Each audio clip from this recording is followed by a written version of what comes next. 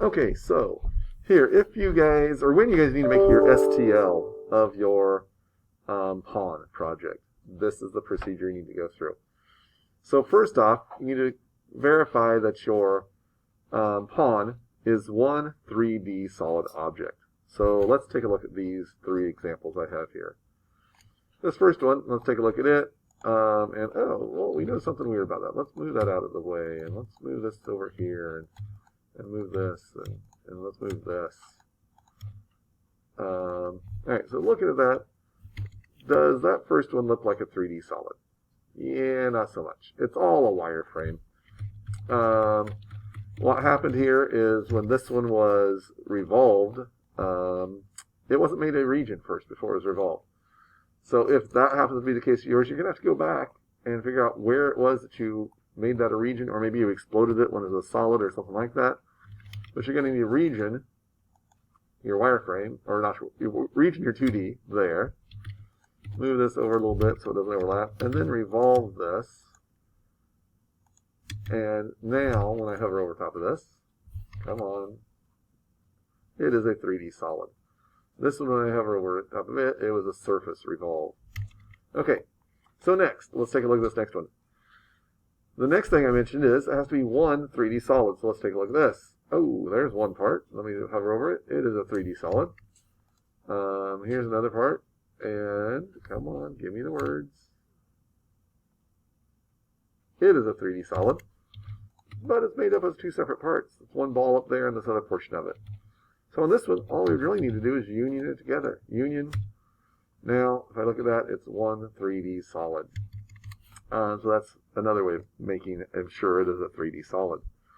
Another thing that you might have on it is if you had a pattern that is arrayed around, it's going to be recognized as an array. If it's recognized as an array, you have to break the array when you hover over it. If it says it's an array, then you're going to have to explode that array to your 3D solids and then union it together. Just make sure it says 3D solid when you do it. So here was my one that was all finished and all done correctly.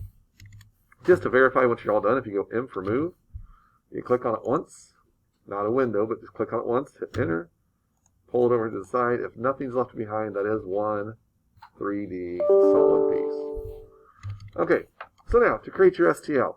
First thing is you have to make sure you're in one of the standard views. That means front, top, right, left, or bottom view. On this one, I'm just going to keep it here in the front view. That's fine.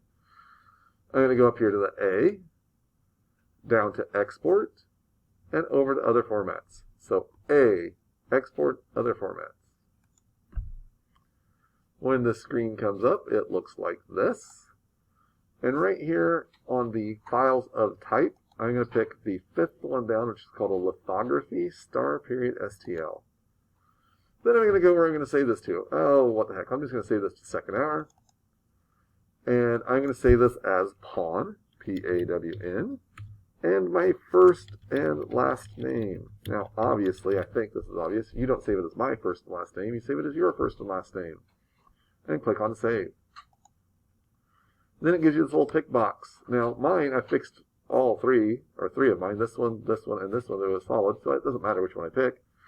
It's not going to export them all. It's just going to export the one I select. So I'm going to select that one. And I'm going to hit Enter. And it just exported that. Now to double check yourself, you should probably come in here and go to Export again, go to Other Formats again, go to my correct folder, my second hour folder, and there I see my pawn in Darren Worcester. That's my export there. So now the next thing I want you to do is I want you to open up the class website. And let me see, I have that in the tab right here.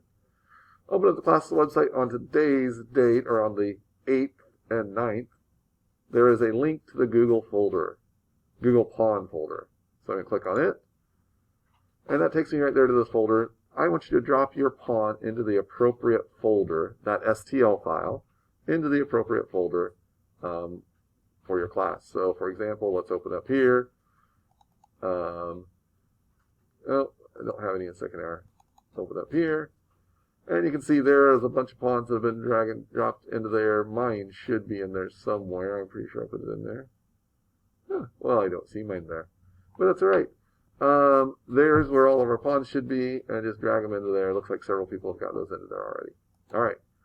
Good luck with that.